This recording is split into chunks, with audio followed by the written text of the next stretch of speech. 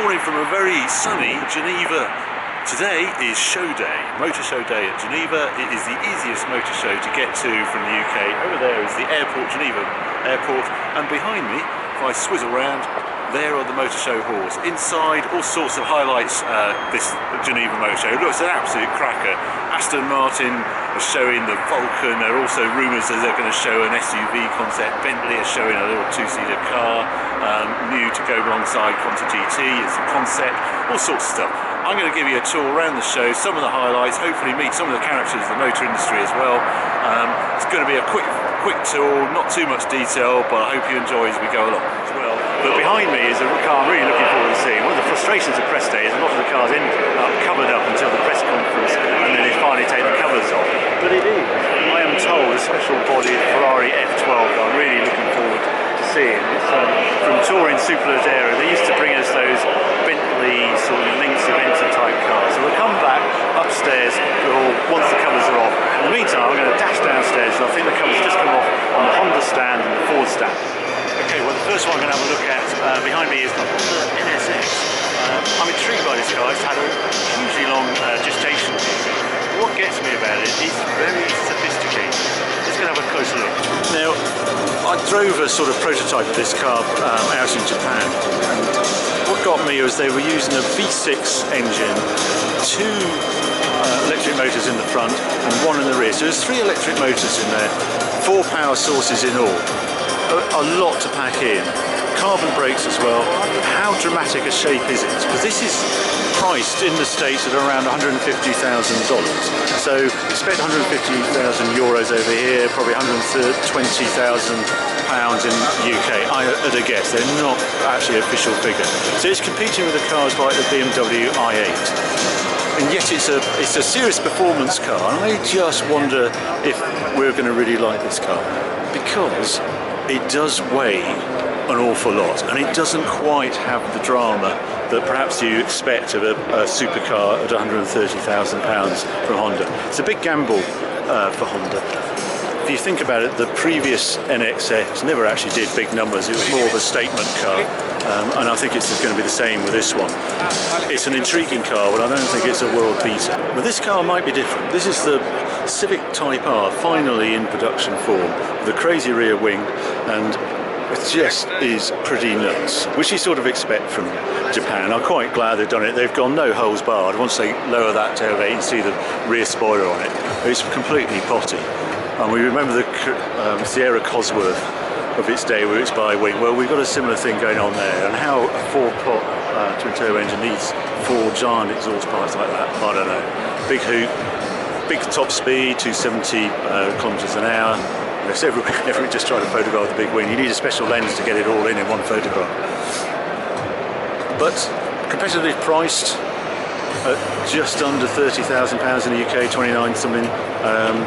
It's super quick. It's going to be great fun to drive with a turbo. But as a rival over on the Ford stand, which I think is going to give it a run for the money in a minute, is the new Ford Focus RS. Proper bit of kit, 4-wheel drive this time. What strikes me about the Civic Type-R and now this Ford Focus RS is they're 5-door cars. They always used to be based on the coupe, and they've slightly lost the sort of design purity by having to have those sort of 5-door format rather than the much cleaner looking 3-doors. But it's a sign of the market. People will not buy 3-door cars, we're told, it's particularly in this size, because all these cars have grown. They're sort of midi hot hatches. They're the next size up. Again, I think it's a cleaner, more European design, obviously, than the Honda Civic Type-R. I think it's going to be proper rapid. I think its ace is its 4-wheel drive, and it'll have that, hopefully, that Subaru Impreza sort of rally wagon, rally raider sort of feel to it. But I want to have a look at the car next door. Now that's pretty special. Only seen pictures of it up to now, but really pure design, obviously linked with the Ford GT before, but got some aero going on, that sort of giant intake at the side there, pure aero, must be feeling the engine. Part of it is because instead of fitting a sort of V12 in it as Ferrari try and do, or Lamborghini, it's a V6 this car, it's a V6 twin turbo. One thing I don't like about it is that when you look under the engine bonnet, all you see is Eco Boost. I don't want any reminder of Eco when I'm driving a car like this. This is a pure emotional car. But having said that, it's the only thing I can criticise it on, because I think that looks spectacular. And if the production looks anything like this, which they promise in it does, and available at Aventador money, this is an instant hit as far as I can see. A collector car in the making, and then they're going to take it racing. Well, that's just the icing on the cake. And looking at the doors, it looks like the whole sill sort of comes up with it. There isn't that crazy cutout that we used to have on the previous Ford GT that used to hit your head on, and you needed about 6 foot beside either side of the car to actually open the doors. This looks, there's a degree of sensibleness about it. I suppose it stops there. Where's the Eco Boost? There we are. Yeah, they're trying to disguise a V6 twin-turbo engine to look like a giant V8. But that's it. That's my only criticism of it. It's spectacular that they kept it under wraps so well at Detroit as well. And great to see it here at the Geneva show. Now there's one car I didn't expect to see at this year's Geneva Motor Show. A Ford Escort Mexico. It is one of the star stands of this year's Geneva show, the Aston Martin stand, where we have the Aston Martin Vulcan in front of me, which gets the Best Name Award by a country mile. This car is a pure track car. They're doing it as a limited production car. It's a lot of money. It's £1.5 million plus VAT, so this is almost a £2 million car we're looking at here. And it is basically a Aston 177, which has been turned into the ultimate track car. So even more lightweight, super aggressive aero, and our favourite bit on the doors, this lady wanders around. She's been videoed by his wife, I think. I'm not quite sure what's going on. Never know on the Aston side. Oh, people walking past. What we love about this car is the side exit exhaust. This is an 800 horsepower car, spits flames, and I think looks absolutely spectacular. They're only going to produce around 25 or 30 examples, so a very, very rare car, and especially when it's not even a track car. A little more sensible, if you can call a £250,000 Vantage GT3 sensible, is this car. Basically a proper GT3 version of their Vantage V12, and this is from the motorsport division. Just been talking to the engineers behind the process. They've taken 130 kilos out of this car, which is a fantastic result. That takes a lot of doing. They've got titanium exhaust, magnesium intakes, special magnesium wheels, centre-lock wheels on it. Carbon everywhere, but then they've obviously added the aero as well. But to take 130 kilos out of a car takes some doing. Regrettably, they're making 100 examples of this car, and they first showed it to customers a few weeks ago, and they've all been pre-sold. So this car has actually got its reveal at Geneva showground, and it's all sold out. But what a thing. And obviously this is a road car, and I can't wait to get a chance to drive this or just see it on the road. Finally, we come to this third car on the Aston Martin stand, the big surprise that we didn't know anything about until this morning, and that is the Aston DBX. They are making a further investigation. We saw it as a Lagonda, we saw an SUV Lagonda a few years ago here, and then it never really sort of came to anything. They're having another go. This is their SUV sporting concept, which they say will be what the GT car of the future will look like. This is pure concept. It's all electric, four-wheel drive, hence the name DBX. But I think this has potential. I think there is a market for this sort of car, even from Aston Martin. Everybody wants the exclusive brands and a usable package, and I can't wait to see this one progress. It's one of my stars of the show. I just wish it was in a slightly better colour to photograph. It's just something that caught my eye. Morgan Plus 8. Great fun, the Morgan stand. It's sort of, you think it's standing still in design terms, but actually they always sneak up a little surprise on you. And I thought this was pretty cool. It's just another take. Instead of constantly having the wire wheels on Morgan or a spoke wheel, this new wheel design I think looks really good, and the cut down screens, it just looks a pure fun summer sort of car, which is what I want from a Morgan Plus 8. Big V8 under the bonnet. That looks really good to me. That one doesn't. I think never like the Plus 4. I just think those rear seats look ridiculous, and all the seat belts and the wood, oh dearie me, just throw it away. Much calmer, much better. Traditional colours look very good. Plus 4. Good price point really for what they offer. Then they are about 100 years old. This stand is not populated by 4-foot midgets. These are all 6-foot blokes trying to get in and out of the new G500 4x4 this crazy ultimate version of the G-Wagon. And we saw the 6-wheeled version here a couple of years ago, and now we have this 4-wheel version, sort of half sensible budget version, but it's still completely potty. Size of the wheels are 22-inch wheels, 325 section, and I just love, if you look inside the wheel arch, what do you find but sort of twin shocks, aren't there? Still the ladder chassis. We won't talk too much about that proper old school.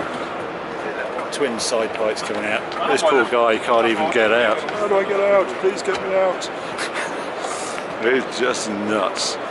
Yeah, let's go around the other front so you can sort of see it with the sort of size comparison of this guy in it. There they are. That is a crazy car, but you know someone's going to want to buy it. One of the surprises of this show for me is the lack of sort of plug-in hybrids and electric cars. We still have the i8, i3 and i8 here, and I wonder if there's the cost of developing these cars, and this i8 actually sets such a high standard from an engineering point of view. I mean, it is a tremendous effort, but I'm hearing in the market, I really like this car. I was super brave of BMW to come out with it, with the carbon structure, the 3-cylinder electric motors, and it works so well. But now these cars with owners, it's just not doing the sort of MPG what was promised on the tin. I'm talking to owners and they're talking about 33, 34 to the gallon. And the thing is, it's sort of, that's not good enough when you've got a promise of 100 miles per gallon. And it's all very well this sort of cable you're going to plug into your plug-in hybrid, but people are treating these cars like they're a conventional car, and they're just not prepared to come into the garage and plug it in. So they're just driving around in it and achieving 33, 34 to gallon. To get the headline figures, you have to plug it in every night. And just like the Ampero, it's just something that the customer doesn't want to do. And I think we need to get to induction charging before these cars really take off. While you still have to plug them in with a cable every time you park up, I don't think they're going to work. Okay, we come back to the Superleggera stand and see their take on the F12. They've done away with that peculiar sort of way the bonnet had that scoop and then came down the front wing. That's sort of been filled in. There's a little plain, I would say. Super sharp edges, I like that. I like the vent in the bottom. I'm not sure about that rear window. I don't know, it sort of looks like a coach-built car of the past. I never liked the rear of the F12, so this can only be better. Yeah, I would say that is working, but it is pretty conservative. Strange colour.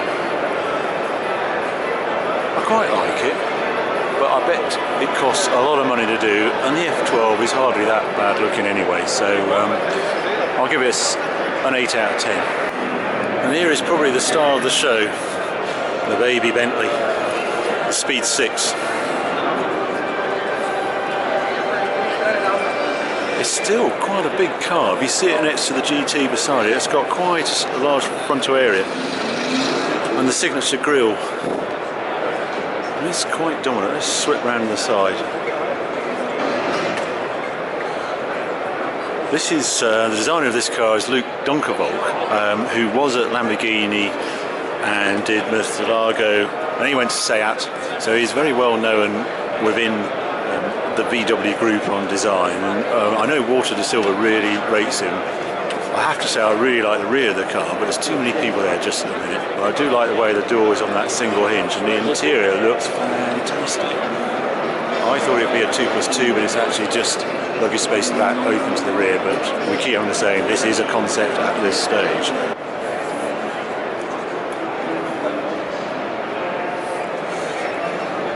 That's a great looking car. Beautifully done, really nice concept. Love the idea of it's like the Espada with you can see the luggage through the back. Looks super tight at the rear. the swept up tailpipes. Looks Bentley, looks completely different. Very, very impressive. Anyway, moving on. Right, quick dash down to the Audi stand, and the first car we come across is the R8 e-tron in basically production form. This car, they've now managed to get the range up to 450 kilometres, they tell me, which sounds a huge amount. It's, we're up to nearly 300 miles with this car. It's a customer only build. They're not saying how many they're going to build, but serious performance from this car, and huge amount of effort to get to this production stage. I don't think we're going to see very many of them, but we probably see quite a few more of this car, which is the new R8. Now it's only going to be in V10 form this time. We had it when it first appeared, the R8 came in V8 form, 4.2 litre. I'm told potentially that's because it's 4.2 litre, that engine they offer, and there's no real reason to do it because China has a 4 litre limit and it might sell well there. So we get the V10 version. I wonder if that's more to do with the 911 now being part of the VW group. Porsche is fully integrated and they don't want to step on the 911's toes. It's a bit like the evolution of the Audi TT, and then we come into this new R8 in that it hasn't really developed that far from what we saw before. Hello. So this one is the R8 V10 Plus, so it has the carbon rear wing and the carbon spoiler, so fixed wing at the rear. It's a definite case of evolution rather than revolution, but the horsepower is now over 600 horsepower. It's pretty serious in this car, and especially at the price point they're offering it. It makes the Ferrari 488 and cars like that look very expensive. Also fun to look at the actual race cars. So this is the R8 LMS, and I just love that spoiler detail where you can see the degrees on it and with all the angles you can put on it, and quite why the support is on top like that rather than underneath. You'd think it would spoil the aero, but I bet it doesn't. I bet that's been tested to the nth degree. Great looking car.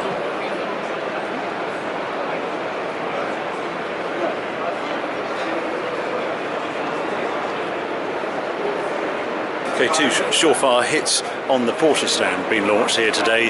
911 GT3 RS, super hot version, 4 litre engine, 493 horsepower, normally aspirated. Serious bit of kit, limited numbers. It's a collector's item before it's even left the showroom. Quite why they're launching it in this weird colour, I don't know, but there we go. What's unique details in this car? Very interesting projector headlights, and then also these strange vents on the front wing. You see all the venting out the front wing there. Slightly peculiar. Don't say it's very pretty, and then a big intake on the rear wing. I just don't think it's finished as well as it should be. Again, on there is another plastic molded, same Porsche. Doesn't look right to me. Doesn't look purposeful as some like the 4 litre. I can remember the 4 litre RS of the previous generation 997, but you just know it's going to be a serious driving machine. They really have nailed this road racer part of their lineup. Inside it's got the DSK conventional gearbox, power shift gearbox, and then also the sat nav, etc. So it's not as stripped out as the previous version of the GT series. But this is the car that I think is the new superstar of the Porsche range. Finally, a Cayman has got an engine that it deserves. 3.8 litre, 380 horsepower. It's got, in this particular setup, your carbon brakes they're optional, but it's a very purposeful car. We've always known that Cayman chassis could take more power, and here it is in beautifully done GT4 version, manual gearbox, everything a die-hard driver enthusiast could wish for out of a Porsche, and a starting price point in the UK of £64,000. That is going to affect the values of all the GT3s out there. It has to, because this will be the new track weapon of choice at that price point, I reckon. And I reckon it's going to be very close on lap time to the full-on GT3, which will probably score just because of its paddle shift gearbox and things like that. But as pure raw emotion driving tool, I think the GT4 has got it, and the Yorkshireman in me, it's got it as well on that price point, which is super aggressive. I love the Lamborghini stand. I just love the way they push the supercar envelope, there is no doubt that the Aventador is a poster car. This Pirelli edition with those little touches of red flash on the pearlescent paint is spectacular. I think it's a wonderful look of a car. And it's no wonder they've got such demand for this car. It's been out a while, the Aventador, 3-4 years now, but they still have a 7-month wait on it. And this is the Hurricane, the new baby Lambo, same dramatic looks and proving just a bigger hit in the showroom. But the Geneva show stand star is the SV version of the Aventador. Even more aggressive, if that's possible. I suppose the most distinctive thing at the front is that additional spoiler just on its nose. If I can get around this guy with his camera, go this side, yeah, just under that nose you see that yellow band across. There's additional sort of front splitter on it, and then super aggressive wheels as it comes round, spidery wheels with centre lock rather than the bolt-on wheels on it. One detail I'm not so sure about, one detail I'm not so sure about is when you get round to the rear, you've got the fixed rear wing on this car, but then the exhaust just, I think works quite as well as the big giant exhaust you'll see on a standard Aventador. Those 4 pipes, they just seem to be not quite right, but I would imagine the sound that comes out of them is going to be off the scale. So there we are, the new Lamborghini Aventador SV. Those initials come back with this super dramatic Aventador. Looks fantastic. One other thing I should add on the Aventador SV, you do get an extra 50 horsepower with this car and you lose 50 kilos of weight. A great combination to have, as if the thing wasn't quick enough already, but yeah, 217 mile an hour top now. So the only car you tend to photograph with the door up is a Lamborghini. Here we have the Lotus stand where they're showing the new Evora 400. I have to say the cupboard looks a little bare on the Lotus stand this year. I desperately love this company, but just having the one model, new model, it's 4 years old, the Evora. Oh, I don't think it's good enough. Here's an interesting car. This is Pininfarina stand, and they have this Pininfarina 85, this little spider version of the 458. It was sort of out in concept form, and now they've actually productionised it. So they're going to do a limited run of these cars. You don't want to ask what the price is. I'm not sure about the two-tone on the sides. I don't think it really works, but I do like that sort of boomerang look and a conventional screen. I would have thought it would have looked better with a lower front screen, but great to see these coach-built cars. You just know in future Concours d'Elegance competitions, these are the sort of cars that are going to be there. Zenvo is another car company, supercar company. This Geneva is just dripping with these sort of cars. It's a pretty good effort. The trouble is the main manufacturers are all getting in this game. Why would you buy that instead of a R8, V10 R8 or even a second-hand 458 is the problem for these companies. But I have to say, styling-wise, dramatic, it's a pretty good effort. We're going to have a look at 2 super players, Pagani and Koenigsegg next. Here we are, coming onto the Koenigsegg stand. Buy your small Koenigsegg here. This is much more affordable, 315 euros, but really beautiful models. I can say I've driven that purple one down there. Right, let's go and have a look what everybody's looking at.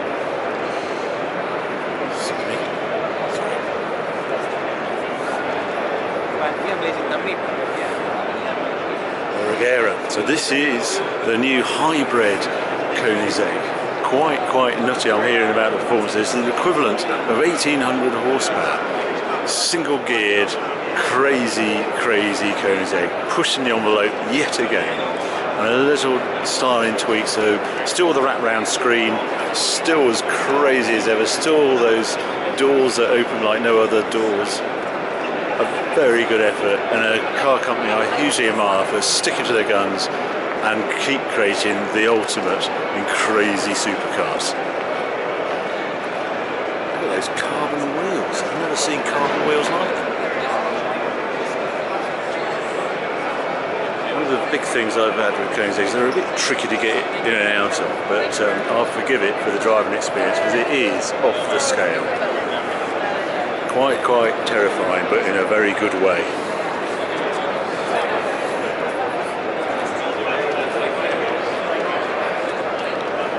super long tail. It's interesting what they've done with that rear spoiler. That obviously just flips up, but all super smooth. Sort of slightly longer tail on the aero, but it's all to do with pushing that envelope on the top speed, I would imagine.